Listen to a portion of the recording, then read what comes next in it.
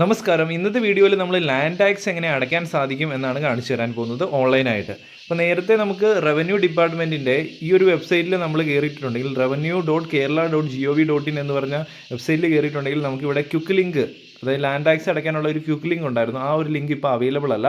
മറിച്ച് നമ്മൾ citizen login എന്ന് പറഞ്ഞ ഓപ്ഷനിൽ ക്ലിക്ക് ചെയ്ത് നമ്മൾ രജിസ്റ്റർ ചെയ്യേണ്ടതായിട്ടുണ്ട്. രജിസ്റ്റർ ചെയ്യുന്ന സമയത്ത് നമ്മുടെ നെയിം, ടൗണ്, ഡീറ്റെയിൽസും കാര്യങ്ങളൊക്കെ കൊടുക്കുക, പിൻകോഡ് കൊടുക്കുക, മൊബൈൽ നമ്പർ കൊടുത്ത് നെക്സ്റ്റ് എന്ന് ക്ലിക്ക് ചെയ്ത് കൊടുക്കുക.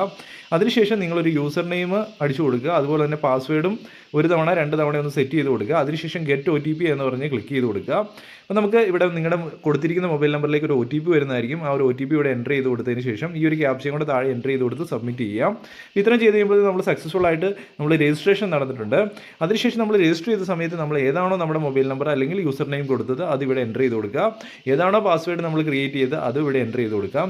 ഈ ക്യാപ്ച ഇതുപോലെ തന്നെ ഇവിടെ എൻ്റർ ചെയ്തതിന് ശേഷം നമുക്ക് സൈൻ ഇൻ ചെയ്യാൻ സാധിക്കുന്നതായിരിക്കും. അപ്പോൾ സൈൻ ഇൻ ചെയ്യുന്ന സമയത്ത് നമ്മുടെ മൊബൈൽ നമ്പറിലേക്ക് ഒരു OTP വരും. ആ ഒരു OTP എൻ്റർ ചെയ്തതിന് ശേഷം സൈൻ ഇൻ എന്നത് ക്ലിക്ക് ചെയ്ത് കൊടുക്കുക. നമ്മൾ ഇപ്പം വെബ്സൈറ്റിൻ്റെ അകത്തേട്ട് കയറിയിട്ടുണ്ട്. അപ്പോൾ നമുക്കിവിടെ ലാൻഡ് ടാക്സ് പേയ്മെൻറ്റ് എന്ന് പറഞ്ഞ ഒരു ക്വിക്ക് ലിങ്ക് നമുക്ക് കിട്ടുന്നുണ്ട്.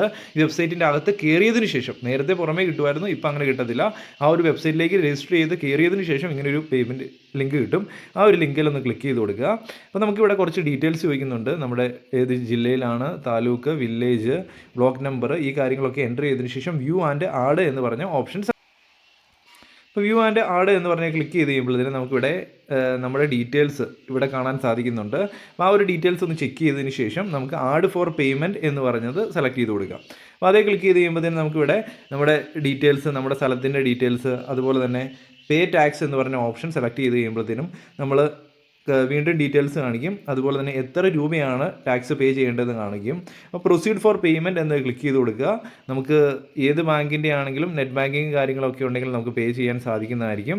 ഇപ്പോൾ ക്രെഡിറ്റ് കാർഡോ ഡെബിറ്റ് കാർഡോ നെറ്റ് ബാങ്കിങ്ങോ ഉണ്ടെങ്കിൽ സെലക്ട് ചെയ്യാം. ഞാനിവിടെ സ്റ്റേറ്റ് ബാങ്ക് ഓഫ് ഇന്ത്യ SBIയുടെ നെറ്റ് ബാങ്കിങ് വഴി പേയ്മെൻറ്റ് ചെയ്യുകയാണ്. അപ്പോൾ പേയ്മെൻറ്റ് സക്സസ്ഫുൾ ആയി കഴിയുമ്പോഴത്തേനും നമുക്ക് ഇങ്ങനെ ഒരു രസീത് കിട്ടുന്നതായിരിക്കും. അപ്പോൾ ഇതാണ് നമ്മുടെ ലാൻഡ് ടാക്സ് സക്സസ്ഫുൾ ആയിട്ട് പേ ചെയ്തതിൻ്റെ രസീത്. അപ്പോൾ നമ്മൾ സക്സസ്ഫുൾ ആയിട്ട് വളരെ സിമ്പിളായിട്ട് ഇങ്ങനെ പേയ്മെൻറ്റ് ചെയ്യാൻ സാധിക്കുന്നതായിരിക്കും ലാൻഡ് ടാക്സ് നമ്മുടെ മൊബൈൽ ഉപയോഗിച്ച്.